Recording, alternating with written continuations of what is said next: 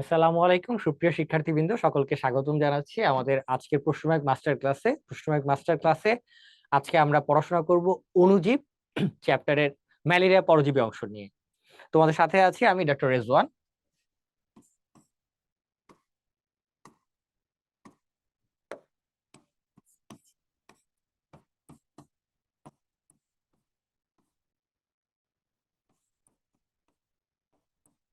ওকে, তো আমরা অলরেডি জানি যে অণুজীব চ্যাপ্টারটুকু কিন্তু খুবই গুরুত্বপূর্ণ। অণুজীব থেকে বিভিন্ন সময় ভর্তি পরীক্ষাতে মেডিকেল অ্যাডমিশন টেস্ট এবং ভার্সিটি অ্যাডমিশন টেস্টে নিয়মিত ভিত্তিতে প্রশ্ন চলে আসে। অন্যান্য টপিকের তুলনায় অণুজীব চ্যাপ্টারটুকু একটু লেস ইম্পর্টেন্ট থাকে ভার্সিটি অ্যাডমিশন টেস্টে। তারপরও যেটা হয় যে যে কোনো সময় যে কোনো চ্যাপ্টার থেকে আসলে প্রশ্ন চলে আসতে পারে, কেননা এটা তোমাদের শর্ট সিলেবাসের অন্তর্ভুক্ত ছিল। ওকে, তাহলে অণুজীব চ্যাপ্টারে আজকে যে আমাদের থার্ড পার্ট অর্থাৎ লেকচারের থার্ড যে অংশটুকু, এটা নিয়ে যখন আমরা আলোচনা করব, আমরা যেটা খেয়াল করে দেখবো সেটা হচ্ছে যে এখানে আমাদের টপিক কি কি আছে। আমরা আজকে পড়াশোনা করব শুধু ম্যালেরিয়া পরজীবী নিয়ে। ওকে, তাহলে ম্যালেরিয়া পরজীবীর ক্ষেত্রে আমাদের কি কি দেখতে হবে এখানে? ম্যালেরিয়া পরজীবীর ক্ষেত্রে আমাদের যেগুলো দেখে রাখতে হবে, দেখো আমরা যদি কোশ্চেন অ্যানালাইসিস করি তাহলে দেখবো যে প্রিভিয়াস ইয়ারে এখান থেকে রিটেনেও কোশ্চেন এসেছে এবং এমসিকিউ তে তো রেগুলার বেসিসেই প্রশ্ন আসে। তো চলো আমরা পড়াশোনা শুরু করে ফেলি। প্রথম যে প্রশ্নটুকু চলে আসে সেটা হচ্ছে যে ম্যালেরিয়া পরজীবী পড়তে গেলে পরজীবী কাকে বলে? পরজীবী কাকে বলে? পরজীবীর সংজ্ঞা হচ্ছে যে জীবন ধারণের জন্য পোষক দেহে বসবাস করবে, পোষক দেহ থেকে পুষ্টি সংগ্রহ করবে এবং বিনিময়ে পোষক দেহে রোগ সৃষ্টি করবে। অর্থাৎ তিনটা ক্রাইটেরিয়া যদি আমরা মনে মনে চিন্তা করি, একটা তার পোষক দেহ লাগবে, সেই দেহে সে বসবাস করবে, পুষ্টি সংগ্রহ করবে এবং বিনিময়ে অবশ্যই রোগ তৈরি করবে। এরকম যারা আছে তাদের সকলকে আমরা কি বলতে পারি? পরজীবী বলতে পারি। এই পরজীবী কি হয়, অর্থাৎ পরজীবীর জন্য আমাদের যেটা দরকার হয় তাহলে এটা পোষক দেহ লাগতে পারে, যে পোষকের মধ্যে সে কি করতে পারে, সংখ্যা বৃদ্ধি করতে পারে। ওকে, তো ম্যালেরিয়া জিনিসটুকু আসলে ম্যালেরিয়া নিয়ে অনেক অনেক কথাবার্তা আছে। অনেক প্রাচীন কাল থেকেই এই রোগটুকু ছিল এবং বিভিন্ন সময় যখন এটার কারণ জানা যায় নাই তখন মানুষের মধ্যে অনেক ভুল ধারণাও ছিল। তো ম্যালেরিয়া শব্দটুকু প্রথম আলোচনা করা হয়েছে ম্যাল এয়ার থেকে। বিজ্ঞানী টর্টি উনি ম্যালেরিয়াকে বলেছিলেন ম্যাল এয়ার অর্থাৎ দূষিত বাতাস। যে এই বাতাস থেকে কি হচ্ছে, যেখানে বাতাস দূষিত থাকে সেখান থেকে পরবর্তীতে বলা হইলো যে এখানে এটার কারণে কি হয়, এই দূষিত বাতাস সেবনের কারণে জ্বর হইতে পারে। অর্থাৎ ম্যালেরিয়া পরজীবী কিন্তু বেসিক্যালি কি করতেছে, এখানে জ্বর সৃষ্টি করে, জ্বর তৈরি করে। এই যে জ্বর তৈরি করতেছে ম্যালেরিয়া পরজীবী, সেই জ্বরটার ধরন কি ছিল, একটা নির্দিষ্ট সময় পর পর আসতো। দেখা গেল 48 ঘন্টা বা 72 ঘন্টা, মানে 2 দিন 3 দিন পর পর জ্বর আসে আবার জ্বর চলে যায়। তো এইরকম কারণ থেকে তারা এটাকে বললো যে অনুপম পর্যাবৃত্ত জ্বর।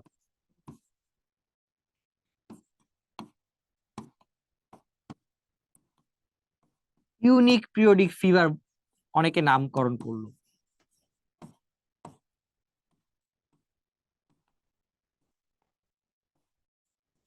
এরপরে যেটা চিন্তা করা হইলো যে হচ্ছে যে জলাভূমিতে এই জ্বরটা বেশি পরিমাণে দেখা যায়, এই জন্য এটার আরেকটা নাম হচ্ছে জলা জ্বর, এটাকে মার্শ ফিভারও বলা হয়।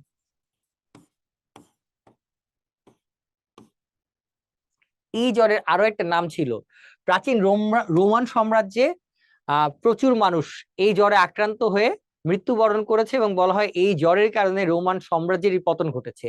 এই জন্য এটা আরেকটা নাম হচ্ছে রোমান ফিভার বা রোমান জ্বর। ওকে, তাহলে এই যে একটা জ্বর আসলো, সেই জ্বরের ম্যালেরিয়া পরজীবীর কারণে একটা জ্বর হচ্ছে, কিন্তু প্রথমে কনসেপ্ট ছিল যেটা দূষিত বাতাস। এই কনসেপ্ট থেকে উত্তরণ করে কে হচ্ছে আমাদের ধারণাগুলোকে সায়েন্টিফিক বা বৈজ্ঞানিক ভিত্তিতে প্রমাণ করার চেষ্টা করলো। এই জায়গাতে যে দুইজন বিজ্ঞানী, একজন হচ্ছে যে চার্লস, একজন হচ্ছে ল্যাভেরন এবং হচ্ছে গিয়ে রোনাল্ড রস। ল্যাভেরন এবং রোনাল্ড রস তারা দুজন খুবই গুরুত্বপূর্ণ দুইটা ভূমিকা পালন করেছে। তো প্রথমে যে চার্লস ল্যাভেরন, সেই ল্যাভেরন হচ্ছে গিয়ে ম্যালেরিয়া আক্রান্ত রোগীর লোহিত রক্তকণিকার মধ্যে এই ম্যালেরিয়ার পরজীবীটাকে সে আবিষ্কার করতে পারছে। লোহিত রক্তকণিকায় মানে আরবিসির ভিতরে সে ম্যালেরিয়ার পরজীবীকে আবিষ্কার করতে পারছে বিজ্ঞানী চার্লস ল্যাভেরন, এবং এটার কারণে উনি কিন্তু পরবর্তীতে নোবেল পুরস্কারও পান।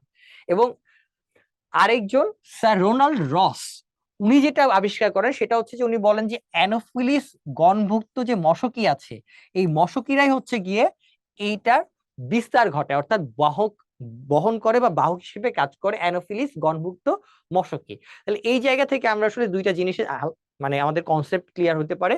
একটা যেটা সেটা হচ্ছে যে ম্যালেরিয়া একটা জ্বর, যেই জ্বরটা কি হয় একটা পরজীবী দ্বারা ঘটে। সেই পরজীবীটার নাম কি? সেই পরজীবীটার নাম হচ্ছে প্লাজমোডিয়াম।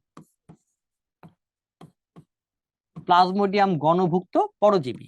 এই প্লাজমোডিয়ামের মধ্যে প্রায় 60টা প্রজাতি পাওয়া গেছে। 60টা প্রজাতি আছে যারা মেরুদণ্ডী প্রাণীদেরকে আক্রমণ করে।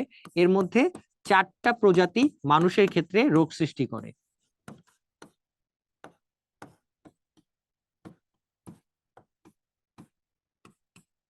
4টা প্রজাতি প্লাজমোডিয়ামের। ওকে, তাহলে 60টা প্রজাতি হচ্ছে গিয়ে মেরুদণ্ডী প্রাণীতে জ্বর রোগ সৃষ্টি করলেও 4টা প্রজাতি এ পর্যন্ত পাওয়া গেছে যারা মানুষের ক্ষেত্রে রোগ সৃষ্টি করে।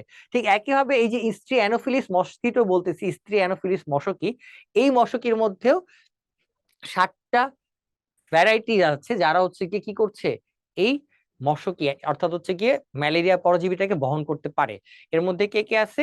অ্যানোফিলিস ফিলিপেন্সিস আছে, অ্যানোফিলিস সানডেইকাস আছে, মিনিমাস আছে।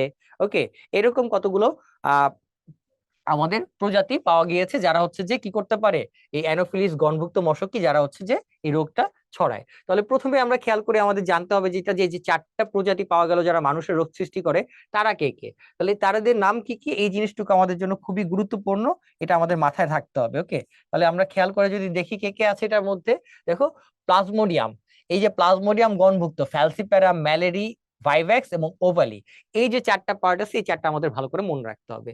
তাহলে কে কে আছে নাম দেখে আমরা খেয়াল করি। প্লাজমোডিয়াম ভাইভ্যাক্স, এখান থেকে আমরা পড়া যদি শুরু করি, প্লাজমোডিয়াম ভাইভ্যাক্স, এই প্লাজমোডিয়াম ভাইভ্যাক্স কি রোগ তৈরি করে?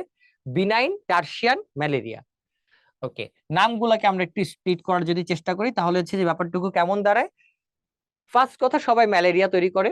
ওকে, এই ম্যালেরিয়া, এটা বানানটুকু একটু ভুল হয়েছে, ম্যালেরিয়া না ম্যালেরিয়া হবে। ওকে,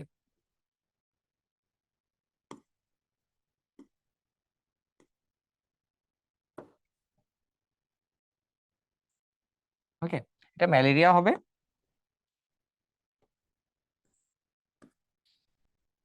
প্রথম খেয়াল করে দেখো প্রত্যেকেই ম্যালেরিয়া রোগ তৈরি করবে। ওকে, 2 নাম্বার জিনিস যেটা সেটা হচ্ছে যে ম্যালেরিয়া রোগ তৈরি করলেও কি ধরনের ম্যালেরিয়া রোগ তৈরি করবে। তাহলে এখানে 4টা প্রজাতির মধ্যে দেওয়া আছে, প্রথমে প্লাজমোডিয়াম ভাইভ্যাক্স, ভাইভ্যাক্স থেকে যে রোগটা তৈরি করে সেটার নাম হচ্ছে বিনাইন টার্সিয়ান ম্যালেরিয়া। আরেকটা হচ্ছে প্লাজমোডিয়াম ওভালি, ওভালি যেটা তৈরি করে সেটা হচ্ছে যে মৃদু টার্সিয়ান ম্যালেরিয়া। তাহলে টার্সিয়ান কথাটা দ্বারা আমরা কি বুঝি? টার্সিয়ান কথাটুকু দ্বারা আমরা যেটা বুঝি সেটা হচ্ছে এভরি থার্ড, মানে 3 নাম্বার দিন। মানে এখানে যে জ্বরটুকু আসবে, জ্বরটা ধরো যদি শুক্রবার, শনিবার, রবিবার, সোমবার, এভাবে আমরা উইকে ক্যালকুলেট করি। তাহলে কারো যদি জ্বর শুক্রবারে আসে, ফ্রাইডেতে যদি জ্বর থাকে, তাহলে শনিবার এবং রবিবার কি হবে না, কোন প্রকার জ্বর আসবে না। জ্বর না এসে আবার সোমবারে জ্বর আসবে। এই যে সোমবারে আসলো শুক্রবারের পরে, অর্থাৎ এভরি থার্ড ডেতে 3 নাম্বার দিন পর পর, এই জন্য এটাকে আমরা বলছি টার্সিয়ান। তাহলে খেয়াল করে দেখো প্লাজমোডিয়াম ভাইভ্যাক্স এবং প্লাজমোডিয়াম ওভালি দুইটার ক্ষেত্রে যেটা হবে সেটা হচ্ছে যে টার্সিয়ান ম্যালেরিয়া হবে। একটা হচ্ছে বিনাইন আর একটা হচ্ছে যে মৃদু। এই টার্সিয়ান ম্যালেরিয়াতে তাহলে কি করতেছে, জ্বরটা প্রতি 3 নাম্বার দিন অথবা যেটাকে আমরা বলি 48 ঘন্টা পর পর জ্বর আসবে। কত সময় পর পর? 48 ঘন্টা পর পর জ্বরটা আসবে। ওকে, এটা আমাদের একটা পড়ার পার্ট। আরেকটা যেটা সেটা হচ্ছে সুপ্তাবস্থা কাল, এটা খুবই খুবই খুবই ইম্পর্টেন্ট, এটা আমাদের অবশ্যই মনে রাখতে হবে, এটাকে বাদ দেওয়ার কোনো প্রকার সুযোগ নেই। ওকে, তাহলে এই সুপ্তাবস্থা কাল যদি আমরা বলি তাহলে আমাদের প্লাজমোডিয়াম ওভাল এবং ভাইভ্যাক্স, ভাইভ্যাক্স এর ক্ষেত্রে কত? ভাইভ্যাক্স এর ক্ষেত্রে 12 থেকে 20 দিন, 12 থেকে 20। তো ভ আর ব আমরা এটা মনে রাখতে পারি, ভাইভ্যাক্স এর মধ্যে তো একটা ব আছে বা ভি আছে, এটা বয়ের সাথে মিলাইলে 12 থেকে 20 দিন, এটা আমাদের মনে রাখার জন্য সহজ হবে। তাহলে প্লাজমোডিয়াম ভাইভ্যাক্স 12 থেকে 20 দিন। আর ওভালি যেটা আছে এটা তাহলে কতদিন হবে? 11 থেকে 16, 11 থেকে 16। ওকে, 11 to 16, 11 to 16। ওকে, 11 থেকে 16 দিন। তাহলে এই দুইটা আমাদের মনে রাখতে পারবো যে 48 ঘন্টা পর পর আসে, একটা 12 থেকে 20 হলে আরেকটা হচ্ছে 11 থেকে 16। ওকে, তাহলে অপর অংশে চলে যাই আমরা, প্লাজমোডিয়াম ম্যালেরিয়া এবং প্লাজমোডিয়াম ফ্যালসিপারাম। প্লাজমোডিয়াম ফ্যালসিপারাম যেটা, এটা সব থেকে ডেঞ্জারাস জ্বরটা তৈরি করে, এই জন্য এটার নাম হচ্ছে ম্যালিগন্যান্ট ম্যালেরিয়া, এটার আরেকটা নাম হচ্ছে ম্যালিগন্যান্ট ম্যালেরিয়া। ওকে, এই যে ম্যালিগন্যান্ট ম্যালেরিয়া আছে, এই ম্যালিগন্যান্ট ম্যালেরিয়া জ্বরটা তাহলে কত সময় আসে? 36 থেকে 48 ঘন্টা পর পর আসে। এবং ফ্যালসিপ্যারামের মধ্যে একটা প আছে না, পি, এই পি দিয়ে আমরা 15 কথাটুকু মনে রাখবো। তাহলে এটা সুপ্তাবস্থা কাল কতদিন? সুপ্তাবস্থা কাল হচ্ছে 8 থেকে 15 দিন, 8 থেকে 15 দিন। ওকে, এটা আমাদের মনে রাখতে হবে। তাহলে বাকি থাকে একটা, সেটা হচ্ছে যে প্লাজমোডিয়াম ম্যালেরি। এই ম্যালেরিয়ার ক্ষেত্রে দেখো সবকিছু বড় বড় বা বেশি বেশি। ফার্স্ট কথা, জ্বর কত সময় পর পর আসে? এতক্ষণ যা পড়ছো তার মধ্যে এটাই সব থেকে আলাদা, যেটা হচ্ছে যে 72 ঘন্টা পর পর জ্বর আসবে। এটা মনে রাখতে হবে। এটা সুপ্ত অবস্থাকালও সব থেকে বেশি, 18 থেকে 40 দিন। 18 থেকে 40 দিন সব থেকে বেশি লম্বা সময়, লং প্রলংড, তাই তো, ইনকিউবেশন পিরিয়ড। 48, এতক্ষণ সব পড়ছো, শুধুমাত্র একটা 72 ঘন্টা, 18 থেকে 40 দিন পর পর। এবং এটা যে জ্বরটা তৈরি করবে, সেই জ্বরের নামটা একটু আলাদা, এটা হচ্ছে কোয়ার্টান ম্যালেরিয়া। তাহলে কোয়ার্টান কথা কেন বলছে? তার মানে এভরি ফোর্থ কোয়ার্টার বলি না, 1 কোয়ার্টার, 1 কোয়ার্টার, তাই তো। তাহলে এই যে 1/4, তার মানে 4-এর সাথে রিলেটেড, তার মানে এভরি ফোর্থ ডেটে। তাহলে যদি আমরা ওইভাবে বলি যে শুক্র,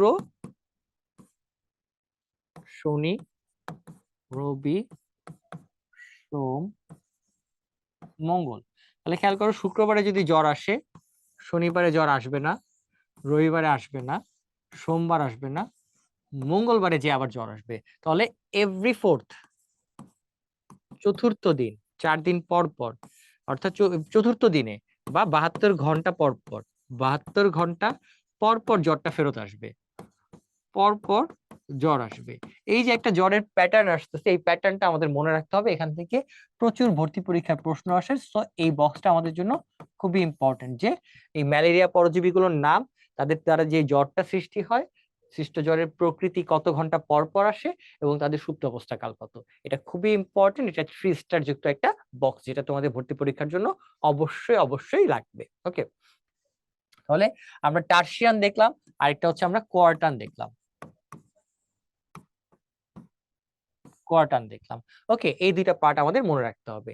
আচ্ছা, এরপরে যেটা অংশ, সেটা হচ্ছে যে ম্যালেরিয়া পরজীবীর ক্ষেত্রে আমরা বলছিলাম যে ম্যালেরিয়া পরজীবীর ক্ষেত্রে আমাদের হচ্ছে যে কি লাগে, পোষক দেহ লাগে, তাই না? এটার ক্ষেত্রে আমাদের একটা পোষক দেহ লাগবে।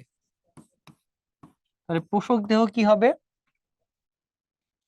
একটা হচ্ছে ইন্টারমিডিয়েট হোস্ট, আর একটা হচ্ছে ডেফিনিটিভ হোস্ট।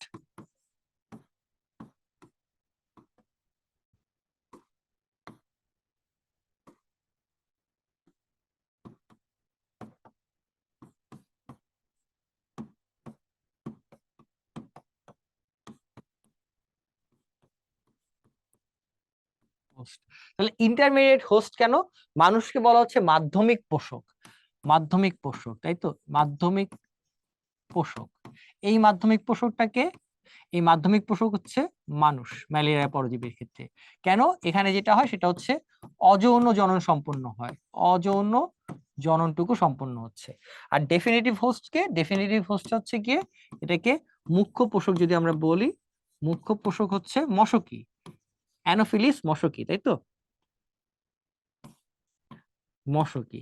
কেন এটাকে মশকি কেন? কারণ এখানে হচ্ছে কি সম্পন্ন হবে, যৌন জনন সম্পন্ন হবে। তো এই যে যৌন জননের কারণে, অর্থাৎ ডেফিনিটিভ হোস্ট যেখানে যৌন জনন সম্পন্ন হচ্ছে, সেটা হচ্ছে যে মশকি, কি ধরনের, অ্যানোফিলিস, তাই তো। এই অ্যানোফিলিস যে মশকি আছে, এটা হচ্ছে যে কি করতেছে, যৌন জনন সম্পন্ন করছে, আর মানুষের ক্ষেত্রে হচ্ছে অযৌন জনন সম্পন্ন হচ্ছে। তো মানুষের ক্ষেত্রে যে অযৌন জননটুকু হচ্ছে, এই অযৌন জননটাকে আমরা কি বলি বলতো? এই অযৌন জননের আরেকটা নাম হচ্ছে কি, সাইজোগনি। এটাকে আরেকটা নামে আমরা ডাকি, যেটা, সেটাকে আমরা বলতে পারি সাইজোগনি, তাই না?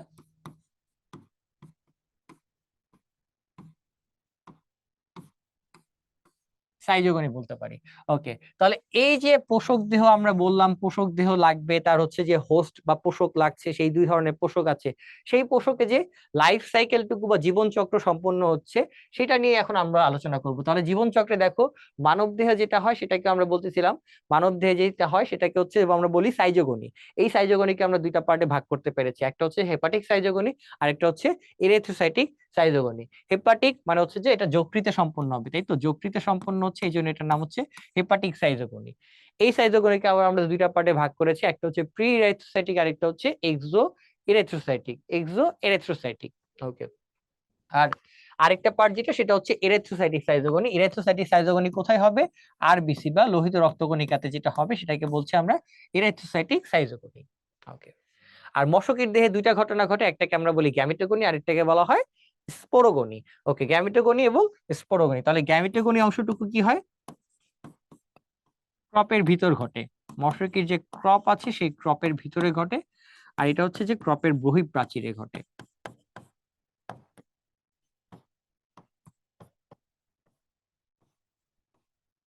এখন হচ্ছে স্পোরোগনি ঘটে। এই যে অংশটুকু, তাহলে জীবন চক্রে আমরা দেখলাম যে দুইটা পোষক প্রয়োজন হয়। আচ্ছা, একটা প্রশ্ন আসে মাঝে মাঝে যে হচ্ছে যে অ্যানোফিলিস মশকই কেন, অন্য কোনো মশকই না কেন? আমরা উত্তরটা খুব স্বাভাবিকভাবে জানি যে অ্যানোফিলিস মশকির ভিতরে কি হচ্ছে, অন্য বাকি যেসব মশকি আছে তাদের লালা গ্রন্থিতে যে এনজাইম আছে সেটা কি করে, এই ম্যালেরিয়ার যে পরজীবী প্লাজমোডিয়াম তাকে ধ্বংস করে ফেলতে পারে। কিন্তু অ্যানোফিলিস মশকির লালা গ্রন্থি বা পৌষ্টিক নালীর মধ্যে যেহেতু কোনো প্রকার এনজাইম নাই, তার কারণে কি হয়, প্লাজমোডিয়াম খুব সহজেই বেঁচে থাকতে পারে, যার কারণে প্লাজমোডিয়াম পরজীবী বা প্লাজমোডিয়াম কি করেছে, এই অ্যানোফিলিস মশকিকেই তার বাহক হিসেবে নির্ধারণ করেছে। ওকে, তারপরে যে অংশটুকু সেটা হচ্ছে যে এই যে সাইজোগনিটুকু, এটা আসলে কিভাবে সম্পন্ন হয়, মশকি শরীরে কিভাবে যায়? মশকি শরীরে কি এমনি এমনি যাবে না, আক্রান্ত মানুষকে যখন মশকি দংশন করে বা কামড় দেয়, তখন সেই মানুষের থেকে মশকের শরীরে যায়। এই জন্য ডেঙ্গু জ্বর বলো বা ম্যালেরিয়া বলো, যে কোনো ক্ষেত্রে যে মানুষটা এই জ্বরে আক্রান্ত তাকে কিন্তু মশারির মধ্যে আটকে রাখতে হবে প্রোটেকশনের জন্য, তা না হলে তাকে যখনই মশকি কামড়াবে তখনই এটা কি করতে থাকবে, ছড়ায় ছড়ায় অন্য সব জায়গায় চলে যাবে। এটা তোমাদের মাথার মধ্যে কিন্তু ক্লিয়ার থাকতে হবে। তো চলো আমরা এদের জীবন চক্র সম্পর্কে একটু আলোচনা করে ফেলি। তাহলে দেখো, প্রথমে আমরা যেটা বলছিলাম সেটার নাম কি, হেপাটিক সাইজোগনি। তার মানে এইটা হচ্ছে গিয়ে অযৌন জনন প্রক্রিয়া। সাইজোগনি কেন শব্দটা আসছে বলতো? সাইজোগনি আসছে সাইজন শব্দ থেকে। এই শব্দটা তো আমাদের মাথায় মনে থাকা দরকার। সাইজন হচ্ছে একটা বহু নিউক্লিয়াস বিশিষ্ট দশা।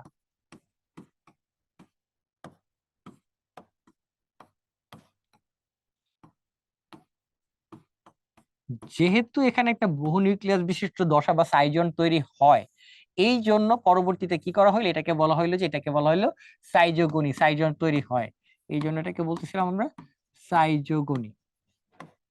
ওকে, এটা আমরা মনে রাখতে পারি। ওকে, আচ্ছা, এখন খেয়াল করে দেখো তাহলে, এই হেপাটিক সাইজোগনিকে আমরা কি করেছি, দুইটা ভাগে ভাগ করেছি, একটা প্রি, আরেকটা হচ্ছে কি, এক্সোইরেথ্রোসাইটিক। ওকে, তাহলে খেয়াল করে দেখো, প্রিরেথ্রোসাইটিকের সাথে এক্সোইরেথ্রোসাইটিক সাইজোগনি যদি আমরা ছবিটা খেয়াল করি, তাহলে আমাদের মোটামুটি হচ্ছে যে বাকি সবকিছু কিন্তু কভার হয়ে যাবে। দেখো ছবির মধ্যে কি হয়, এই যে দেখো একটা স্ট্রাকচার দেখা যাচ্ছে যেটার নাম বলেছে স্পোরোজয়েট। এই স্পোরোজয়েটটা কি ধরনের দেখতে, মাকু আকৃতির। তাহলে কি হয়, যখন ম্যালেরিয়া আক্রান্ত বা ম্যালেরিয়া পরজীবী বহন করছে এরকম কোন মশকি মানুষকে কামড় দিবে বা দংশন করবে, তখন মানুষের শরীরে মশকির লালা গ্রন্থি থেকে কোন অংশটুকু প্রবেশ করবে, স্পোরোজয়েট প্রবেশ করবে। তাহলে মানুষের শরীরে প্রথম যেটা প্রবেশ করে সেটার নাম কি, সেটার নাম হচ্ছে স্পোরোজয়েট। ওকে, মানুষের শরীরে প্রথম যেটা প্রবেশ করে সেটার নাম হচ্ছে স্পোরোজয়েট।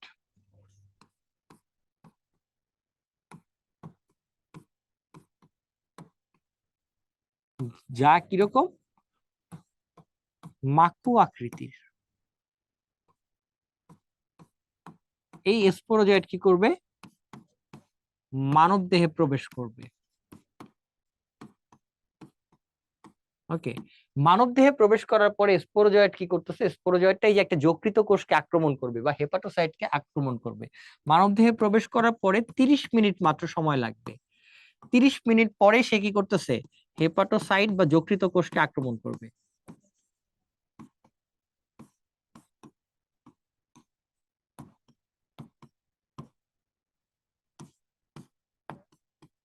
যকৃত কোষকে আক্রমণ করবে।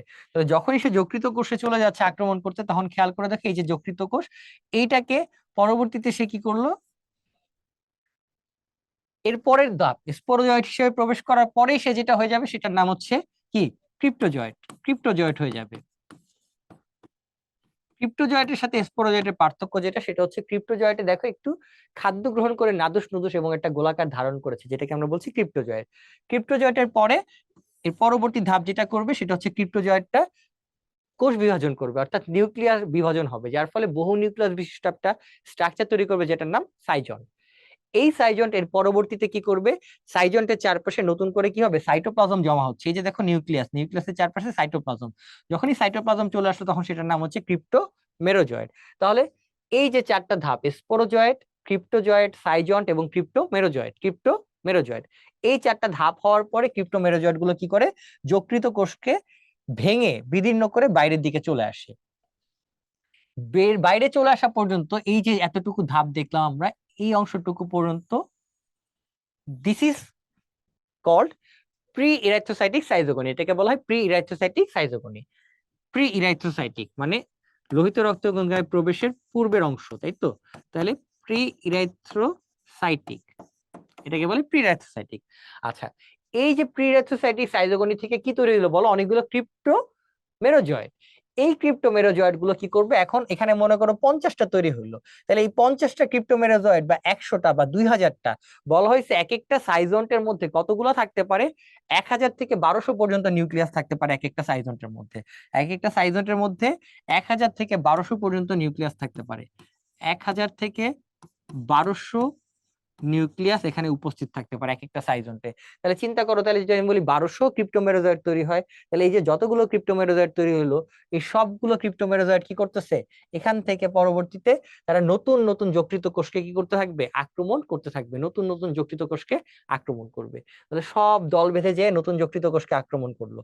প্রথমবার শেষ হওয়ার সাথেই যে অংশটুকু আবার যকৃত কোষকে আক্রমণ করলো, শুরু করলো, তখন এটাকে আর বলা হয় প্রি না বলে আমরা কি বলি, এক্সো এরিথ্রোসাইটিক সাইজোগনি বলি। এর পরের ধাপে যে আমরা যেটা বলবো সেটা হচ্ছে এক্সো এরাইথ্রোসাইটিক। ওকে, এক্সো এরিথ্রোসাইটিক। আমরা লেখাটা হয়তো একটু কালারটুকু একটু বেশি ডার্ক হয়ে যাবে তোমাদের জন্য, we can change the colour, আমরা একটু আরেকটু লাইট কালার ইউজ করি।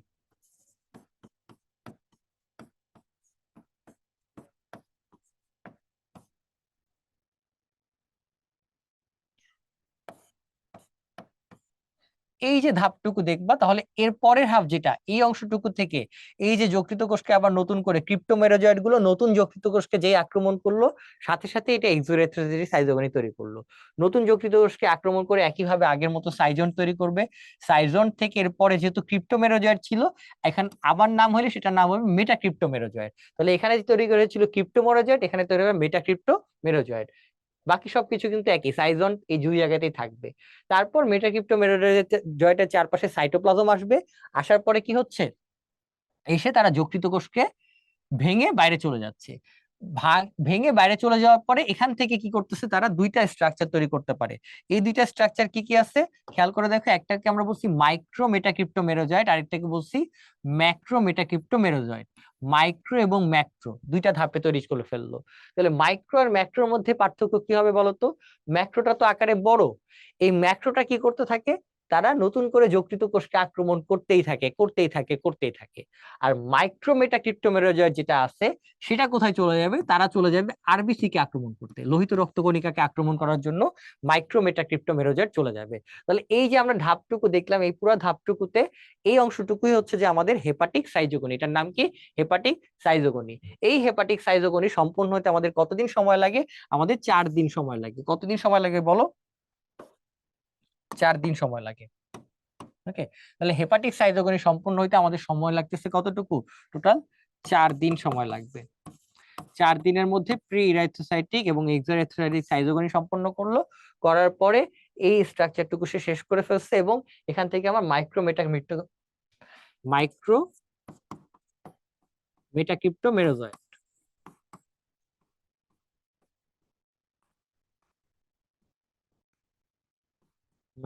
মেটাক্রিপ্টোমেরোজয়েড সৃষ্টি হবে। এই মাইক্রো মেটাক্রিপ্টোমেরোজয়েড অংশটুকু কি করতেছে, পরবর্তীতে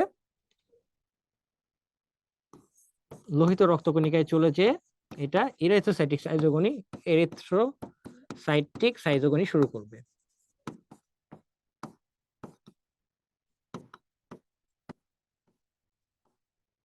গণিতে অংশগ্রহণ করবে। ওকে, তাহলে খেয়াল করে দেখো, আমরা মোটামুটি একটা অংশ পড়লাম যেটা হচ্ছে হেপাটিক সাইজোগনি। তাহলে হেপাটিক সাইজোগনিতে বেসিক্যালি তোমার কি হইতে পারে, তোমাকে টাইম ফ্রেম গুলো জানতে হইতে পারে, যে হচ্ছে কি এখানে 30 মিনিটস এর পরে এটা হচ্ছে যে যকৃতে চলে আসবে, যকৃতে আসার পরে এখান থেকে হচ্ছে যে ক্রিপ্টোজয়েড, এবং ক্রিপ্টোজয়েড থেকে সাইজন্টের মধ্যে 1000 থেকে 1200 নিউক্লিয়াস থাকবে। তারপর এটা ক্রিপ্টোমেরোজয়েড হবে, এবং এরপরে এক্সোরেথ্রোসাইটিক সাইজোগনি সম্পন্ন করবে, এবং পুরো সাইকেলটুকু কমপ্লিট করতে অ্যারাউন্ড 4 ডেজ, 4 দিনের মতো সময় লাগতে পারে। ওকে, আচ্ছা, তারপরে এখন খেয়াল করে দেখো যেটা, সেটা হচ্ছে যে এই অংশটুকু শেষ হয়ে গেল, এর পরের অংশে আমরা কি প্রবেশ করব? এরপরে যেটা সেটা হচ্ছে এই আরবিসি গুলো কাকে আক্রমণ করবে বলো? এই আরবিসি গুলো যে আক্রমণ করবে কোন অংশকে, এরা সব এই মাইক্রোমেটা মাইক্রোমেটাকিপ্টোমেরাজয়েড লোহিত রক্তকণিকা আক্রমণ করবে। যখনই লোহিত রক্তকণিকা আক্রমণ করবে তখন এটা কি তৈরি হয়ে যাবে বলো? ইরিথ্রোসাইটিক সাইটোকনি শুরু হয়ে যাবে। তাহলে আমরা এখন প্রবেশ করবো যেটা, সেটাকে বলে ইরিথ্রোসাইটিক সাইটোকনি। ইরিথ্রোসাইট মানেই তো কি, লোহিত রক্তকণিকা বা রেড ব্লাড সেল বা আরবিসি, যেটাই বলি আমরা মাইক্রো মেটাকিপ্টো মেরোজয়েড, যে অংশটুকু আমাদের এখানে আমরা তৈরি করে রেখেছিলাম। দেখো এই যে, তাহলে মাইক্রোমেটাকিপ্টো মেরোজয়েড গুলো যখনই লোহিত রক্তকণিকা, এটা একটা আরবিসি, এই আরবিসি কে আক্রমণ করে যখন আরবিসির ভিতরে প্রবেশ করলো, তখন কিন্তু তার নাম আর মাইক্রোমেটাকিপ্টো মেরোজয়েড না, তখন তার নাম হয়ে গেছে ট্রফোজয়েড। তখন তার নাম হয়ে গেছে কি, ট্রফোজয়েড। এই ট্রফোজয়েড কি করে, হিমোগ্লোবিনের ভাঙনের ফলে বা হিমোগ্লোবিন থেকে পুষ্টি সংগ্রহ করে আরবিসি কে ভেঙে ফেলে। তো আরবিসির ভিতরে আমরা জানি আরবিসির মধ্যে হিমোগ্লোবিন থাকে, হিমোগ্লোবিনের যে হিম, সেই হিমোগ্লোবিনকে ভক্ষণ করে। হিমোগ্লোবিন ভক্ষণ করতে করতে সে আস্তে আস্তে বড় হয়ে যায়, বড় হয়ে নাদুস নুদুস হয়ে যায়, তখন হচ্ছে যে তাকে আমরা বলতেছি কি, ট্রফোজয়েড, পুষ্টি সংগ্রহ করতেছে হিমোগ্লোবিন থেকে পুষ্টি নিবে। আচ্ছা, বা আরবিসি থেকে পুষ্টি গ্রহণ করছে, করার পরে কি হচ্ছে, আস্তে আস্তে পুষ্টি গ্রহণ করতে করতে তার ভিতরে একটা খাদ্য গহ্বর তৈরি হয়ে যায়। যখন খাদ্য গহ্বর তৈরি হয়, সেই গহ্বরটা বড় হতে থাকে। যেই খাদ্য গহ্বর বড় হয়, তখন তার নিউক্লিয়াসটা একটা প্রান্তে সরে যায়, যার কারণে পুরো মাঝখানের অংশটুকু জুড়ে একটা গহ্বর তৈরি হয়। এটাকে একটা পাথর বসানো আংটির মতো মনে হয়, এই জন্য এই পাথর বসানো আংটির নাম হচ্ছে সিগনেট রিং। তাহলে খেয়াল করে দেখো, আমাদের ইরাইথ্রোসাইটিক সাইটোকনির ধাপগুলোর প্রথম ধাপ ট্রফোজয়েড, তারপরেই হচ্ছে সিগনেট রিং। এই সিগনেট রিং কিছু সময় পরে যে কি হয়, ট্রফোজয়েড এটা একটা ক্ষণস্থায়ী দশা, এই ক্ষণস্থায়ী দশা থেকে সিগনেট রিং হয়ে অল্প সময়ের মধ্যেই হঠাৎ করে দেখা যাবে কিছু ক্ষণপথ যুক্ত একটা অবস্থা তৈরি করে ফেলেছে, এবং গহ্বরটা কি হয়ে যাবে, বিলুপ্ত হয়ে যাবে। এই গহ্বরটা নাই, না থাকার কারণে এই যে ক্ষণপথ যুক্ত একটা স্ট্রাকচার তৈরি করে ফেলেছে, এটার নাম হচ্ছে অ্যামিবয়েড ট্রফোজয়েড। এটার নাম কি, অ্যামিবয়েড ট্রফোজয়েড। ওকে, অর্থাৎ ট্রফোজয়েডের মধ্যে অ্যামিবার মতো ঘনপথ সৃষ্টি হয়েছে, তাই নাম হয়েছে অ্যামিবয়েড ট্রফোজয়েড। এই অ্যামিবয়েড ট্রফোজয়েডে কি হয়, অ্যামিবয়েড ট্রফোজয়েডে দুইটা ইম্পর্টেন্ট স্ট্রাকচার পাওয়া যায়। কি কি? তাহলে প্রথম আমরা বললাম ট্রফোজয়েট, ট্রফোজয়েটের পরে সিগনেট রিং, সিগনেট রিং এর পরে হচ্ছে অ্যামিবয়েড ট্রফোজয়েট,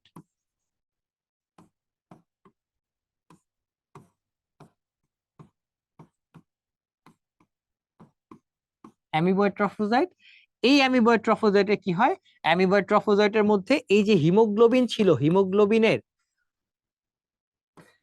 প্রোটিন অংশ যেটা, এই প্রোটিন থেকে সে পুষ্টি সংগ্রহ করতে থাকে।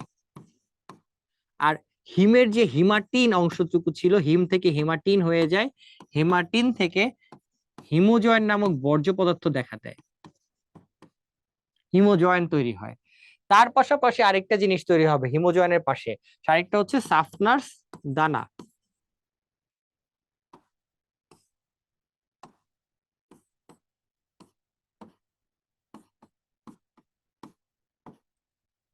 এই যে সাফনার্স দানা, এই অংশটুকুও দেখা যাবে কোথায়, এটা দেখা যাবে সাইটোপ্লাজমে।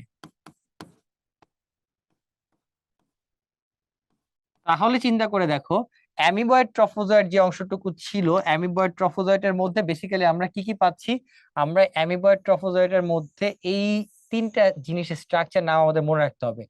হিমোজয়েন মনে রাখতে হবে, এবং সাফনাস দানাটা অবশ্যই মনে রাখতে হবে।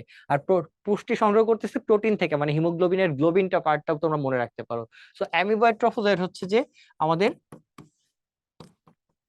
Third step. অ্যামিবয়েড ট্রফোজয়েটের পরে কি হচ্ছে, কিছু সময় পরে এই ঘনপথটা বিলুপ্ত হয়ে যে এটা কি করতেছে, একটা বহু নিউক্লিয়াস বিশিষ্ট অবস্থা তৈরি করতেছে, বহু নিউক্লিয়াস বিশিষ্ট অবস্থা তৈরি করে। যখন এই যে বহু নিউক্লিয়াস বিশিষ্ট অবস্থা তৈরি করতেছে, তখন খেয়াল করে দেখো এই জায়গাতে কি থাকতেছে, এই যে অনেকগুলা নিউক্লিয়াস, এখানে কতগুলো, 12 থেকে 14টা পর্যন্ত নিউক্লিয়াস তৈরি হতে পারে, 12 থেকে 14টা নিউক্লিয়াস তৈরি হতে পারে, 12 থেকে 14টা নিউক্লিয়াস।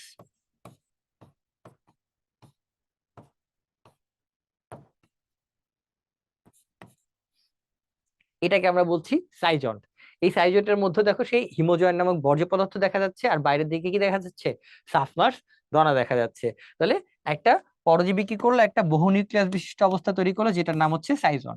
সেই সাইজন্টের পরে কি হচ্ছে, সাইজন থেকে পরবর্তীতে এখানে কি তৈরি হয়, এখানে যেটা তৈরি হয় সেটা হচ্ছে মেরোজয়েট।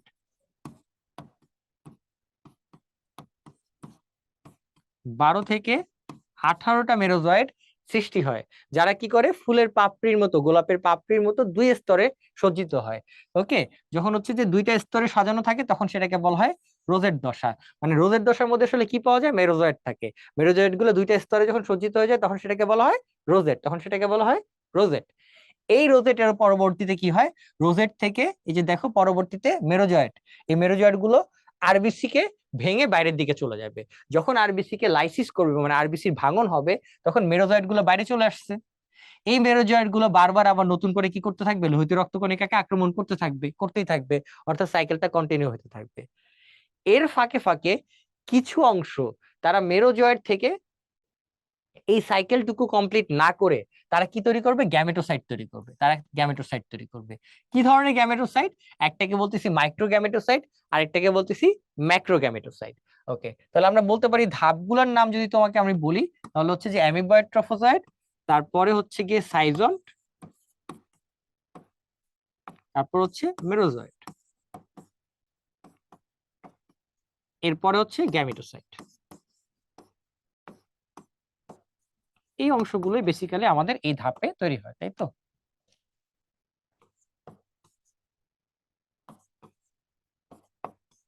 ওকে, তাহলে খেয়াল করে দেখো, এই অংশটুকু থেকে যে তৈরি হইলো এটা হচ্ছে যে গ্যামেটোসাইটের মধ্যে আমরা দুইটাকে বলতে পারি, একটা হচ্ছে মাইক্রো, একটা হচ্ছে ম্যাক্রো। পার্থক্য হচ্ছে ম্যাক্রোটা দেখতে বড় কিন্তু তার নিউক্লিয়াসটা কি, ছোট। নিউক্লিয়াস ছোট। ঠিক তার উল্টা, মাইক্রোটা দেখতে ছোট কিন্তু তার নিউক্লিয়াসটা বড়। নিউক্লিয়াস বড়। অর্থাৎ নাম যাই থাকুক, আবার তাদের নিউক্লিয়াসটা ঠিক তার অপোজিট। তাহলে মাইক্রোগ্যামেটোসাইট যেটা, সেটা হচ্ছে যে দেখতে ছোট, নিউক্লিয়াস বড়, এবং এটাই কি করতেছে, পুং গ্যামেট হিসেবে আত্মপ্রকাশ করে, তাই তো? তার এটা হচ্ছে যে পুং গ্যামেট। আর যেটা দেখতে বড়, ম্যাক্রো, সেই ম্যাক্রোটার নিউক্লিয়াস ছোট, এটা হচ্ছে স্ত্রী গ্যামেট। স্ত্রী গ্যামেট হিসেবে কাজ করবে, স্ত্রী গ্যামেটোসাইট হিসেবে কাজ করবে। ওকে, এই পার্টটুকু যখন হয়ে গেল, এই সময় একটা ঘটনা ঘটে, সেটা হচ্ছে এই যে ইরেথ্রোসাইটিক সাইজোগনি, এটা সম্পূর্ণ হতে কতটুকু সময় লাগে, এটা সম্পূর্ণ হইতে 48 থেকে 72 ঘন্টা সময় লাগতে পারে। এই যে 48 থেকে 72 ঘন্টা সময়ের কথা বললাম, এই সময় পর পরই কিন্তু ইরেথ্রোসাইটিক সাইজোগনিতে দেখবা ম্যালেরিয়াতে জ্বর আসে। এই যে তোমরা প্রায় বলো যে ম্যালেরিয়া 48 ঘন্টা পর বা 72 ঘন্টা পর পর জ্বর আসে। কেন 48 বা 72 ঘন্টা পরে জ্বর আসে? কারণ এরিথ্রোসাইটিক সাইজোগনি সম্পন্ন হতে যতটুকু সময় লাগে অতটুকু সময় পর পরই জ্বর আসবে, অন্য সময় জ্বর আসবে না। এতটুকু ক্লিয়ার? তাহলে চিন্তা করো 48 ঘন্টা পর পর জ্বর আসতেছে কেন? কারণ এই সাইকেলটুকু সম্পূর্ণ হতে 48 ঘন্টা লাগছে। 48 ঘন্টা পরে লোহিত রক্তকণা ধ্বংস করে মেরোজয়েট গুলো যখনই বাইরে চলে আসবে, মানে রক্তের মধ্যে, আরবিসির ভিতরে তো কোষে, ধরো চোর বাড়ির মধ্যে লুকায় আছে, চোর বাসার মধ্যে লুকায় থাকলে তো পুলিশ তাকে সহজে খুঁজে পাবে না, যেই বাইরে চুরি করতে বের হবে তখনই তাকে ধরে ফেলবে। ব্যাপারটুকু অনেকটা এরকম, এরা লোহিত রক্তকণিকার ভিতরে বা যকৃতের ভিতরে যতক্ষণ লুকায় ছিল ততক্ষণ পর্যন্ত শ্বেত রক্তকণিকা ওদেরকে খুঁজে পায় নাই। যেই আরবিসি ভেঙে বাইরে চলে আসছে তখন ডাব্লিউবিসি গুলো এদেরকে টের পাইছে। যখনই শ্বেত রক্তকণিকা এদেরকে খুঁজে বের করতে পারবে তখন শ্বেত রক্তকণিকা কি ক্ষরণ করবে, পাইরোজেন। শ্বেত রক্তকণিকা পাইরোজেন ক্ষরণ করার কারণে কি হবে, পাইরেক্সিয়া বা জ্বর সৃষ্টি হবে। শ্বেত রক্তকণিকা তাদেরকে যখনই আক্রমণ করে ফেললো, জ্বর হইলো, তারপর লোহিত রক্তকণিকার মধ্যে তারা আবার সবাই পালায় যাবে। যেমন হচ্ছে গিয়ে পুলিশ কি করে, অপরাধীকে যখন ধাওয়া করে তখন তারা দৌড়াতে দৌড়াতে কি করে, আবার পালায় যায় না? পালায় যেয়ে আবার নতুন কোনো জায়গায় লুকায় পড়ে। ঠিক একই রকম ম্যালেরিয়া পরজীবী গুলো নতুন আরবিসির মধ্যে ঢুকে চলে যাবে এবং রক্তের মধ্যে আর পাওয়া যাবে না। তাহলে রক্তের মধ্যে পাওয়া না গেলে ওই সময় আবার জ্বর চলে যাবে। এই জন্য একটা নির্দিষ্ট সময় পর পর জ্বর আসে, জ্বর চলে যায়, জ্বর আসে, জ্বর চলে যায়। এই জিনিসটুকু এখানে ঘটে। তাহলে খেয়াল করে দেখো, তোমাকে পরীক্ষায় যদি হচ্ছে গিয়ে কখনো বলে যে হেপাটিক সাইজোগনি আর হেপাটিক আর এরিথ্রোসাইটিক সাইজোগনির মধ্যে, এই এরিথ্রোসাইটিক সাইজোগনিতে কি হবে, জ্বর আসে। কেন জ্বর আসে বলতো? 48 থেকে 72 ঘন্টা পর পর, 48 বা 72 ঘন্টা পর পর এই যে জ্বর আসতেছে, এই জ্বরের কারণ কি বলো? আরবিসি ভাঙন ঘটবে। আরবিসি ভাঙন ঘটলে কি হবে? যে মেরোজয়েট গুলো ছিল, মেরোজয়েট এবং ডাব্লিউবিসি থেকে কি আসবে? পাইরোজেন। ডাব্লিউবিসি থেকে পাইরোজেন, এই পাইরোজেনের কারণে কি হবে? জ্বর সৃষ্টি হবে। জানো জ্বরের আরেকটা নাম কি? জ্বর মানে হচ্ছে কি ফিভার, জ্বরের ইংরেজি, তাই তো? এই ফিভারের আরেকটা টার্ম হচ্ছে পাইরেক্সিয়া। তার মানে পাইরোজেনের কারণে পাইরেক্সিয়া আসবে। কিন্তু হেপাটিক সাইজোগনিতে কিন্তু কখনোই কি হবে না, এটা যকৃতের মধ্যে সম্পন্ন হবে। এবং জ্বর আসবে কখনো না, জ্বর আসবে না, এটা হচ্ছে মেইন ব্যাপার। তাহলে এই যে সাইজোগনিটুকু আমরা যেটা বললাম, এই সাইজোগনি সম্পন্ন হতে 7 থেকে 10 দিন সময় লাগতে পারে। টোটাল সাইজোগনি সম্পন্ন হতে কি লাগে? 7 থেকে 10 দিন সময় লাগবে। ওকে, তাহলে এই যে সাইজোগনি আমরা পুরো জিনিসটুকুকে একটা কি পুরো ফ্লো চার্টের মধ্যে দেখানোর চেষ্টা করেছি। খেয়াল করে দেখো, যদি পুরো ফ্লো চার্ট আমরা ফলো করি তাহলে যেটা যেটা হচ্ছে, যকৃতের মধ্যে প্রবেশ করতেছে স্পোরোজয়েট, যেটা মাকু আকৃতির ছিল। এরপরে এটা পুষ্টি সংগ্রহ করে ক্রিপ্টোজয়েট হবে। ক্রিপ্টোজয়েটের পরে বহু নিউক্লিয়াস বিশিষ্ট অবস্থা যেটা হবে সেটা হচ্ছে যে 1000 থেকে 1200 নিউক্লিয়াস বিশিষ্ট একটা অবস্থা তৈরি করবে, যেটাকে আমরা বলছি সাইজন। সাইজনটা পরবর্তীতে কি করবে? ক্রিপ্টো মেরোজয়েটে পরিণত হবে, এটা যে যকৃতে সাইনোসয়েডে অবস্থান করে। এটাকে আমরা বলছি প্রি ইরিথ্রোসাইটিক সাইজোগনি। এই প্রি ইরিথ্রোসাইটিক সাইজোগনি পরবর্তীতে কি করতেছে, এখান থেকে এই যে ক্রিপ্টোমেরোজয়েট তারা নতুন যকৃত কোষকে আক্রমণ করবে। একই রকম এখানে সাইজন হবে, মেটাক্রিপ্টোমেরোজয়েট হবে। মেটাক্রিপ্টোমেরোজয়েট থেকে আমরা বলছি দুই প্রকারের হইতে পারে, একটা হচ্ছে যে ম্যাক্রো মেটাক্রিপ্টোমেরোজয়েট, যারা নতুন করে এই যকৃত কোষকে আক্রমণ করে সাইকেলটা কন্টিনিউ করতে থাকবে, এই সাইকেল কন্টিনিউ হতে থাকবে। আরেকটা হচ্ছে মাইক্রো মেটাক্রিপ্টোমেরোজয়েট, যারা কি করবে? লোহিত রক্তকণিকাকে আক্রমণ করবে এবং ইরাইথ্রোসাইটিক সাইজোগনি সম্পন্ন করবে। এই ইরাইথ্রোসাইটিক সাইজোগনি শুরু হয় ট্রফোজয়েট, তারপর সিগনেট রিং, 8 ঘন্টা পরে যে এটা অ্যামিবয়েড ট্রফোজয়েট হবে। এই অ্যামিবয়েড ট্রফোজয়েটের মধ্যে হিমোজয়েন থাকবে এবং বহু নিউক্লিয়াস বিশিষ্ট একটা সাইজন তৈরি করবে, যেখানে নিউক্লিয়াসের সংখ্যা থাকে 12 থেকে 14টা। ওখানে আমরা দেখছিলাম যে 1000 থেকে 1200, কিন্তু এখানে থাকে 12 থেকে 14টা। 45 ঘন্টা পরে যে এটা কি করতেছে? মেরোজয়েট তৈরি করে, যেখানে মেরোজয়েট থেকে 12 থেকে 18টা। এই মেরোজয়েটটা পরবর্তীতে কি করে? একটা রোজেট আকৃতি ফর্মেশন করে, গোলাপ ফুলের পাপড়ির মতো রোজেট তৈরি করবে। আর এখান থেকে কি হয়? গ্যামেটোসাইট সৃষ্টি হতে পারে। এই গ্যামেটোসাইট দুইটা হইতে পারে, মাইক্রো এবং ম্যাক্রো। এবং এই এরিথ্রোসাইটিক সাইটোগনি সম্পন্ন হতে কত লাগে? 48 ঘন্টা বা 72 ঘন্টা। আমরা যদি এটাকে চিন্তা করি এটা একটা প্লাজমোডিয়াম ভাইভ্যাক্স এর লাইফ সাইকেল, তাহলে প্লাজমোডিয়াম ভাইভ্যাক্স এর ক্ষেত্রে এরিথ্রোসাইটিক সাইটোগনি সম্পন্ন হতে সময় লাগে 48 ঘন্টা। এই জন্য প্লাজমোডিয়াম ভাইভ্যাক্স এর ক্ষেত্রে 48 ঘন্টা পরে জ্বর আসে, যেটাকে আমরা কি বলতে পারি? Benign tertian malaria. Benign tertian malaria. Okay, so this is all about schizogony. Schizogony সম্পর্কে আমরা কি করলাম? আমাদের ধারণা ক্লিয়ার করলাম। আচ্ছা, তাহলে পরীক্ষায় তোমাকে একটা রিটেন কোশ্চেন দিতে পারে। একটা হচ্ছে যে রিটেন কোশ্চেন তোমাকে এরিথ্রোসাইটিক সাইজোগনির ধাপগুলো দিতে পারে, তোমাকে চিত্র অঙ্কন করতে বলতে পারে, অথবা কোন একটা ছবি দেয়া থাকতে পারে, সেই ছবি দেখে তোমাকে আইডেন্টিফাই করতে বলতে পারে এবং পরবর্তী ধাপগুলো নিয়ে আলোচনা করতে বলতে পারে। তোমাকে পরীক্ষায় কোশ্চেন করতে পারে জ্বরটা কেন আসতেছে সেটা ব্যাখ্যা করতে বলতে পারে। আর কি হইতে পারে? পার্থক্য আসতে পারে হেপাটিক এবং এরিথ্রোসাইটিক সাইজোগনি। তাহলে আমরা জানি একটা যকৃত হবে, একটা আরবিসিতে হবে। মধ্যবর্তী ধাপসমূহ, ধাপগুলোর নাম অলরেডি আমরা আলোচনা করে ফেলেছি, ধাপগুলো আমাদের মনে রাখতে হবে। এটা এমসিকিউতে খুব ফ্রিকোয়েন্টলি আসে ধাপগুলো। সো এই ধাপগুলো মনে রাখতে হবে, এগুলো বারবার চলে আসে। একটা জিনিস দুই সব জায়গাতেই কমন, সেটা হচ্ছে সাইজন। সাইজন জিনিসটুকু কি হয়? সাইজনটুকু কিন্তু পুরো সাইজোগনি সবগুলো ধাপেই পাওয়া যায়। আচ্ছা, যেটা যেটা ইম্পর্টেন্ট, হিমোজয়েন, এটা এরিথ্রোসাইটিক সাইজোগনিতে সৃষ্টি হয়। ওকে, পোষক দেহের প্রতিক্রিয়াতে এখানে কখনোই জ্বর হয় না, এবং অলওয়েজ কি হবে? কাঁপুনি সহ জ্বর আসবে কোন ধাপে? Erythrocytic schizogony. এটা খুবই ইম্পর্টেন্ট। ওকে, তারপর তাহলে খেয়াল করে দেখো, সাফনার্স এর দানা বা সাফনার্স কণা যেটা, এটাও কিন্তু সাইজন্টের বাইরে সাফনার্স দানা দেখা যায়, এটা আমাদের মনে রাখতে হবে। আর কি হয় এখানে? জ্বর। জ্বর আমরা জানি, এটা অলরেডি আলোচনা করেছি, কাঁপুনি সহ জ্বর এই ধাপেই হবে। তাহলে এই পার্থক্যগুলো মনে রাখতে হবে। আর এই সাফনার্স দানা যেটা, এটাকে কি করা হয়? আইসিটি ফর ম্যালেরিয়া একটা টেস্ট আছে, আইসিটি পরীক্ষা দ্বারা এটাকে শনাক্ত করা যায়।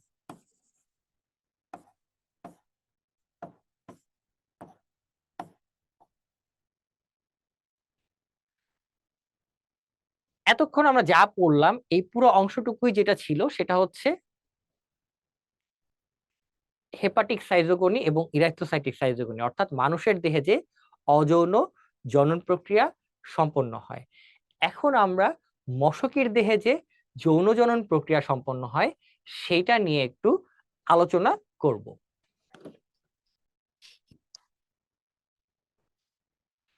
তো গ্যামেটোগনি আর স্পোরোগনি নিয়ে আসলে কি হয়, এই পুরো জিনিসটুকু হচ্ছে যে মশকির শরীরে হয়, যেটাকে আমরা বলি যৌন জনন, তাই না? তাহলে হচ্ছে যে আমরা এটা বলি যে মশকির দেহে এটা হচ্ছে যৌন জনন প্রক্রিয়া। এই যৌন জনন প্রক্রিয়াকে আমরা কি করেছি, দুইটা ভাগে ভাগ করতে পারি, একটা হচ্ছে গ্যামেটোগনি আর একটা হচ্ছে স্পোরোগনি।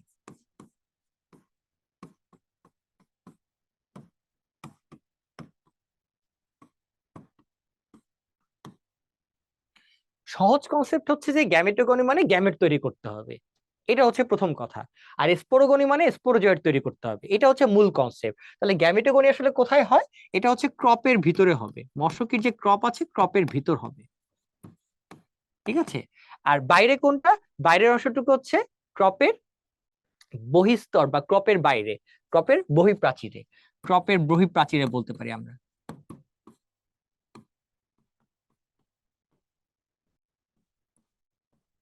ক্রপের বহিঃপ্রাচীরে, তাহলে খেয়াল করে দেখো ক্রপের বহিঃপ্রাচীরে আর হচ্ছে যে অন্তঃপ্রাচীরে যে অংশটুকু ছিল, ক্রপের বহিঃপ্রাচীর এবং অন্তঃপ্রাচীরে গ্যামেটোগনি এবং স্পোরোগনি এই অংশটুকু, এটা দিয়ে যদি আমরা যখন আলোচনা করব তখন যে কথাটুকু তোমার মাথায় থাকতে হবে যে আসলে কি কি ঘটনা ঘটছে। তাইলে ক্রপের ভিতর এই যে ছবিটা দেখতেছো এটা পুরোটুকুই কিন্তু হচ্ছে যে এই যে গোল অংশটুকু দেখছে এটা ক্রপের ভিতরের অংশ, অর্থাৎ পাকস্থলীয় মনে মনে চিন্তা করতে পারো। সেই ক্রপের ভিতরে কি কি ঘটনা ঘটে, কি হয় আসলে, এই অংশটুকু এই যে গ্যামেটোসাইট কিভাবে মশকের শরীরে আসবে।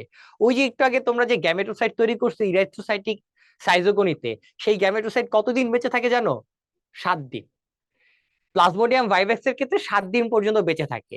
মানে তোমার শরীরে ইরাথ্রোসাইটিক সাইজোগনি হওয়ার পরে যে গ্যামেটোসাইট তৈরি হয়েছে সেই গ্যামেটোসাইট 7 দিন বেঁচে থাকবে। এই সময়ের মধ্যে যদি কোনো মশকি এসে তোমাকে দংশন করে বা কামড় দেয় তাহলে সেই গ্যামেটোসাইট মশকির শরীরে যাবে এবং যৌন জননক্রিয়া সম্পূর্ণ হবে বা শুরু হবে। আর যদি না হয় তাহলে গ্যামেটোসাইট গুলো নষ্ট হয়ে যাবে। তো পুং গ্যামেটোসাইট এবং স্ত্রী গ্যামেটোসাইট এই দুটো অংশ কি করছে, মশকি ধরো কামড় দিল, কামড় দেওয়ার সাথে সাথে কি ঘটনা ঘটবে বলো? এই যে অংশটুকু আসছে এই অংশটুকু দিয়ে কি করলো তারা, দংশন করলো, দংশন করার ফলে কোনটা ঢুকবে, মাইক্রো এবং ম্যাক্রো গ্যামেটোসাইট। তাহলে ছবি যদি আমরা খেয়াল করে দেখি, এই যে মাইক্রো এবং ম্যাক্রো গ্যামেটোসাইট, মাইক্রো এবং ম্যাক্রো গ্যামেটোসাইট এখানে দেয়া আছে। তাহলে দেখো এটা মাইক্রো, এই যে এটা, এই অংশটুকু পুরুষ। এই পুরুষটা কি হয় মাইক্রো গ্যামেটোসাইট যেটা, তাহলে গ্যামেটোজেনেসিসে দুইটা হয় আসলে, একটা হচ্ছে স্পারমাটোজেনেসিস আর একটা হচ্ছে ওজেনেসিস। ফার্স্টে গ্যামেট তৈরি,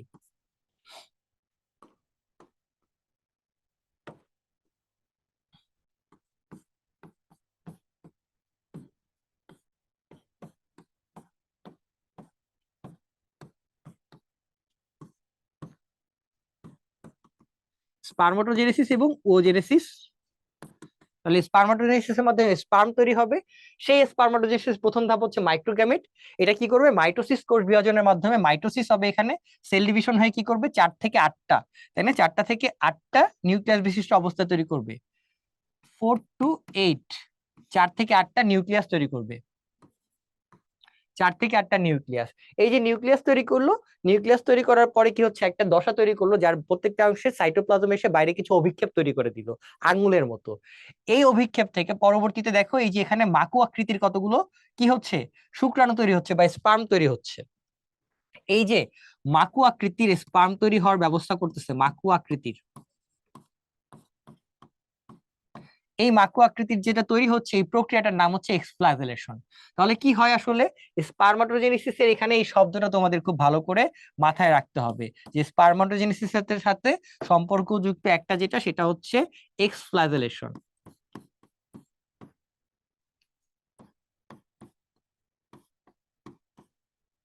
এক্সফ্লাজেলেশন, ওকে।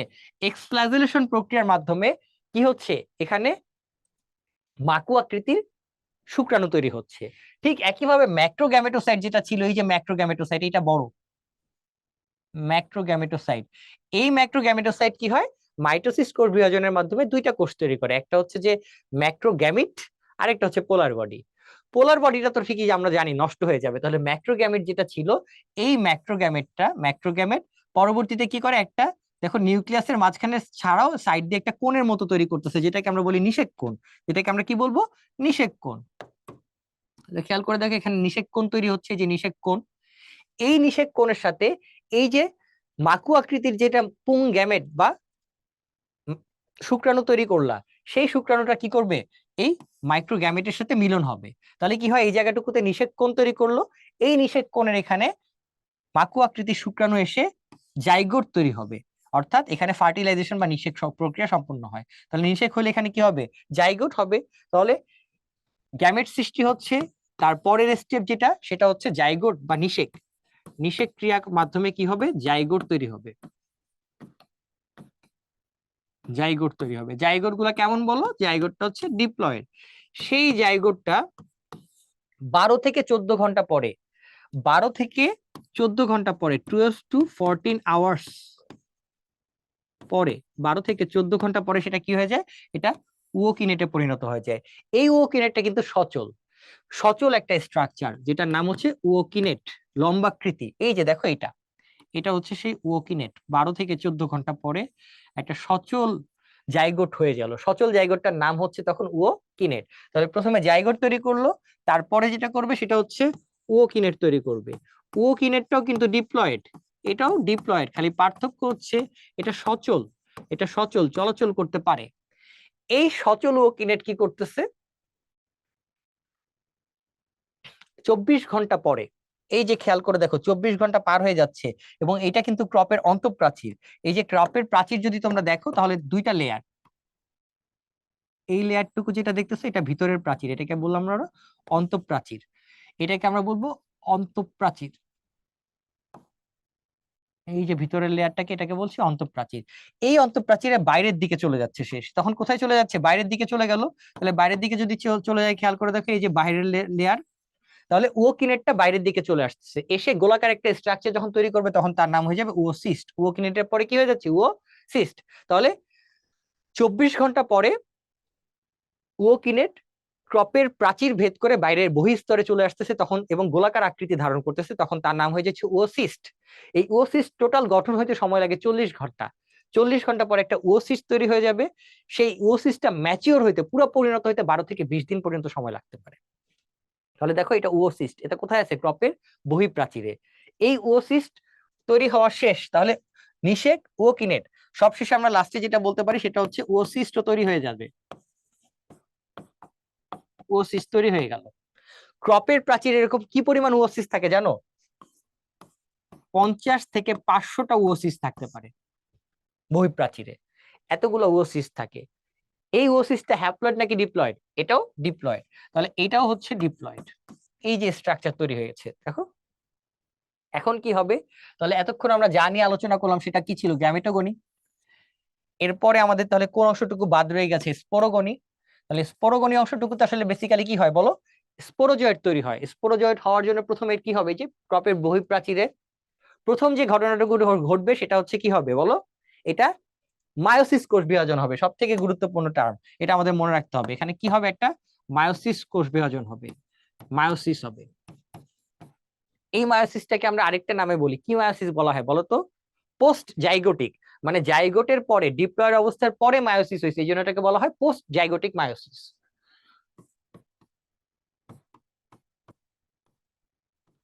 তাহলে পোস্ট জাইগোটিক মায়োসিস হওয়ার পরে কি হচ্ছে, ডিপ্লয়েড দশা থেকে এটা হ্যাপ্লয়েড দশায় চলে যাবে। দেখো এই যে গোলাকার কতগুলো কোষ তৈরি হয়েছে, যেগুলো সব হ্যাপ্লয়েড।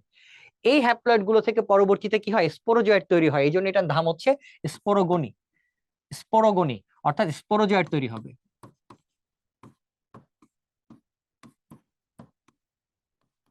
স্পোরোজয়েট সৃষ্টির ব্যবস্থা হচ্ছে। তাহলে খেয়াল করে দেখে এখানে কি হচ্ছে, অসংখ্য এরকম স্পোরোজয়েট তৈরি হতে পারে। ওকে, এক একটা ওসিস থেকে প্রায় 10,000 পরিমাণ স্পোরোজয়েট তৈরি হতে পারে, এক একটা ওসিস থেকে 10,000 স্পোরোজয়েট।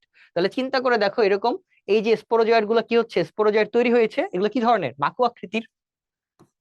এই মাকু আকৃতির স্পোরোজয়েড কি হচ্ছে দেখো, ওসিস্টকে বিদীর্ণ করে বাইরে চলে আসলো, এসে তারা কোথায় চলে যাবে, মশকির লালা গ্রন্থিতে চলে যাবে, মশকির লালা গ্রন্থিতে।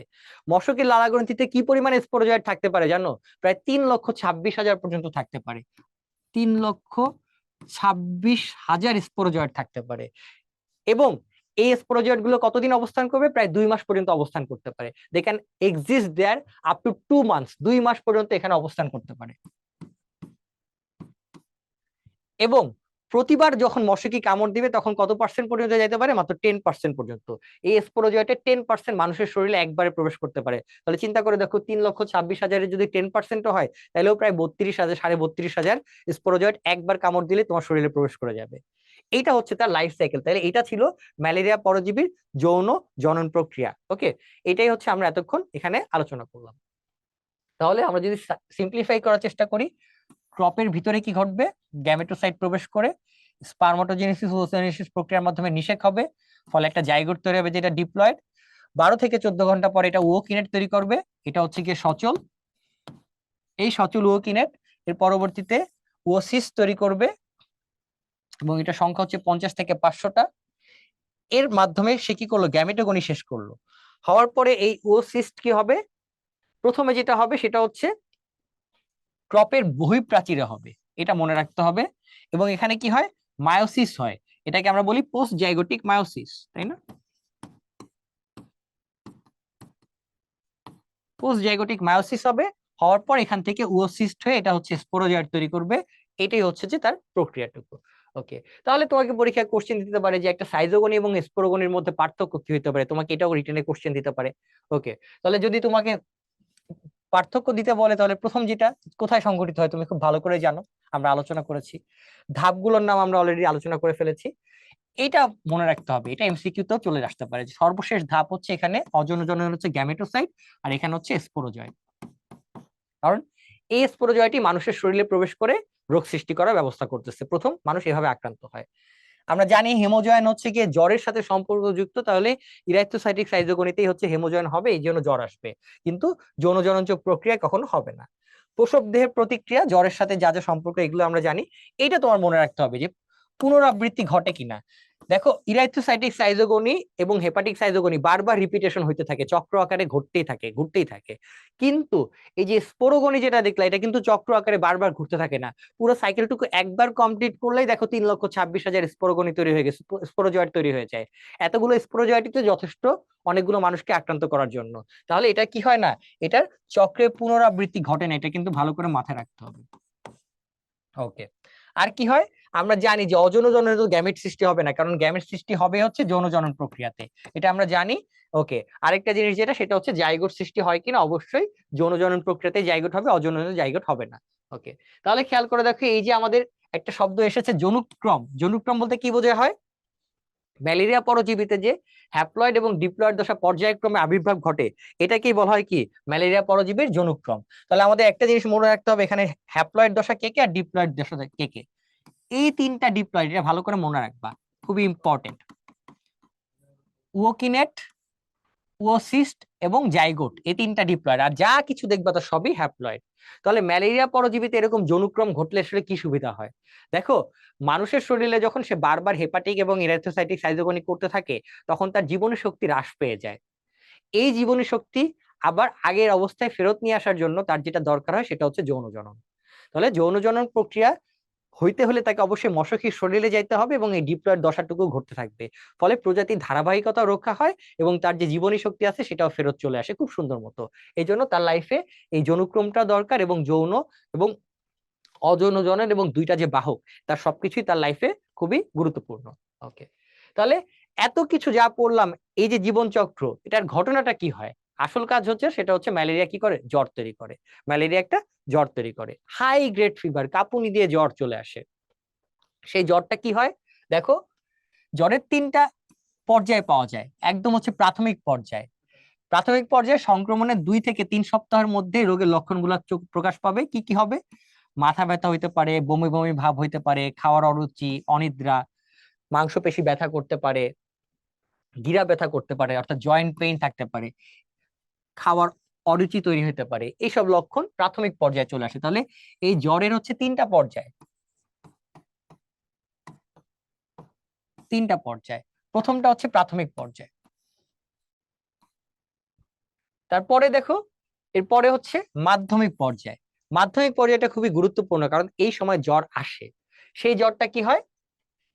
কাঁপুনি সহ জ্বর আসে, এবং জ্বরের টেম্পারেচার কত? 104 থেকে 106। ওকে, ডেঙ্গুতে 103 থেকে 105, আর এখানে 104 থেকে 106 ডিগ্রি। এবং ফারেনহাইট শব্দটাও খেয়াল রাখবা, পরীক্ষা তোমাকে কনফিউজ করার জন্য সেলসিয়াস দিয়ে দিতে পারে।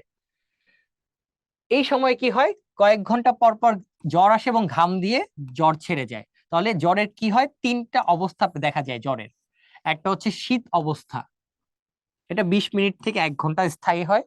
একটা উত্তপ্ত অবস্থা, যে সময় অনেক বেশি গরম লাগতে পারে, এবং সবশেষে প্রচন্ড রকম সিভিয়ার লেভেলের সোয়েটিং হবে, ঘাম দিয়ে জ্বর ছেড়ে যাবে। ওকে, এই সব ফেজটুকু কতদিন থাকে? 2 থেকে 3 দিনে পর পর আসে, কারণ ওই যে আমরা জানি ইরিথ্রোসাইটিক সাইটোগনি সম্পূর্ণ হতে যত সময় লাগে তত সময় পর পর জ্বর আসবে। এবং সব লাস্ট পর্যায়ে যেটা, এটাকে বলে চূড়ান্ত পর্যায়। এই চূড়ান্ত পর্যায়ে কি হবে? এই চূড়ান্ত পর্যায়ে যেহেতু তোমার শরীরে রক্ত শূন্যতা দেখা দিবে, লোহিত রক্তকণিকা ভেঙে যাবে, হিমোগ্লোবিনের পরিমাণ কমে যাবে। আর কি কি হবে? যকৃত এবং স্প্লিন বা প্লিহা বেড়ে যাবে, বড় হয়ে যাবে। আর কি হবে? পরজীবী একটা অ্যান্টিবডি তৈরি করে, যেটাকে বলে হিমোলাইসিন। হিমোলাইসিনের কারণে সে লোহিত রক্তকণিকাকে ভেঙে ফেলবে। আর প্লিহা থেকে তৈরি হবে লাইসোলেসিথিন, এটাও লোহিত রক্তকণিকাকে ধ্বংস করে ফেলবে। তাহলে এই পর্যায়ে যে তিনটা ঘটনা ঘটে, রক্ত শূন্যতা দেখা দিবে। কি হবে? রক্ত শূন্যতা। কেন? তোমাদের জাস্ট নামগুলো মনে রাখবে। হিমোলাইসিন, যেটা পরজীবী থেকে তৈরি হয়। স্প্লিন থেকে তৈরি আসবে হচ্ছে লাইসোলেসিথিন, যেটাও আরবিসি কে ধ্বংস করবে। এছাড়া খাদ্য পরিপাকেও ব্যাঘাত ঘটবে। সো এই পর্যায়ে যে রক্ত শূন্যতা হবে, এবং এই নামগুলো আমরা মনে রাখবো, হিমোলাইসিন এবং লাইসোলেসিথিন। পরীক্ষা তোমাকে আরেকটা কোশ্চেন দিতে পারে, কি ম্যালেরিয়া পরজীবী রক্ত শূন্যতার কারণ কি? এগুলাই ইরাইথোসাইটিক সাইটোগনির কারণে আরবিসি ধ্বংস হবে, পরজীবী থেকে হিমোলাইসিন নিঃসৃত হবে, এবং প্লিহা থেকে লাইসোলেসিথিন নিঃসৃত হবে। এই কয়টাই কারণ। তাহলে তুমি এই পরীক্ষার রোগটা নির্ণয় করতে পারবা কিভাবে? আরবিসির মধ্যে যে সাফনাস দানা পাওয়া যায়, সেটা তোমরা লক্ষ্য আইডেন্টিফাই করতে পারবা। আর কি হয়, একটু আগে আমরা তো বলেছি, আইসিটি বা ইমিউনোক্রোমাটোগ্রাফি একটা পরীক্ষা আছে, এই টেস্টের মাধ্যমে আমরা ম্যালেরিয়া জীবাণু শনাক্ত করা যায়। এটা খুবই ইম্পর্টেন্ট। প্রতিকার কি? আমরা জানি ম্যালেরিয়ার ক্ষেত্রে কুইনাইন, যেটা বা সিনকোনা গাছের বাকল থেকে তৈরি করা হয়েছিল, মূল ওষুধ। ওকে, এছাড়া আরো অনেকগুলো ওষুধ আছে, নামগুলো জাস্ট দেখে রাখবা। নিভাকুইন, ক্লোরোকুইন খুব কমনলি ইউজ করা হয়। তার সাথে এই যে কেমোকুইন, প্যালিড্রন, এগুলো আছে। অ্যাভলোকুইন, অ্যাভলোক্লোর বলে। এছাড়া আর্টিমিথার এবং লুমেফ্রন্টেন। ওকে, এইরকম কিছু ওষুধও ইউজ করা হয়।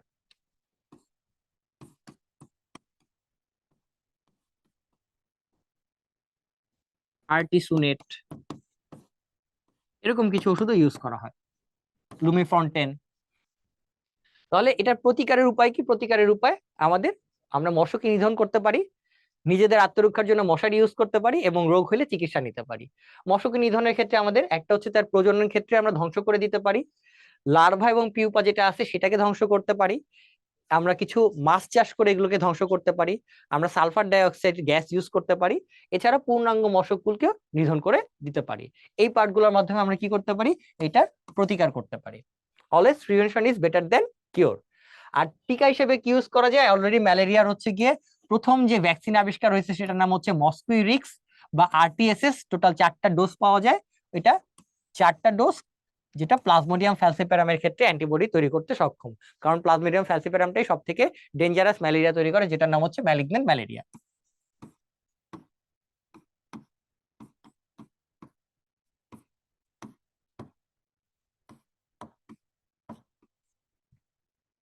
তো আমরা এতক্ষণ যাবত সব থিওরি পড়াশোনা শেষ করে ফেলেছি, এখন আমরা কিছু প্রশ্ন সলভ করব।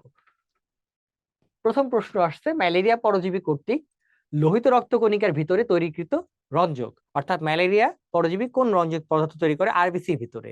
আমরা যখন ইরিথ্রোসাইটিক সাইটোগনি পড়েছি, তখন আমরা জানি ইরিথ্রোসাইটিক সাইটোগনির ভিতরে একটা টার্ম ছিল, যেটাকে বলে হিমোজয়েন। তাহলে অপশনগুলো দেখো, হিমোগ্লোবিন, হিমোসায়ানিন, হিমোইরেথ্রিন এবং হিমোজয়েন। তাহলে definitely correct answer is haemozoin. এটা হচ্ছে কারেক্ট অ্যান্সার। হিমোজয়েন হচ্ছে গিয়ে সেই রঞ্জক পদার্থ, কিসের ভিতরে? লোহিত রক্তকণিকার ভিতরে। এটা কোন জায়গাতে আমরা দেখেছি? আমরা অ্যামিবয়েড, ট্রফোজয়েড এবং তার পরবর্তী ধাপগুলোতে দেখেছি।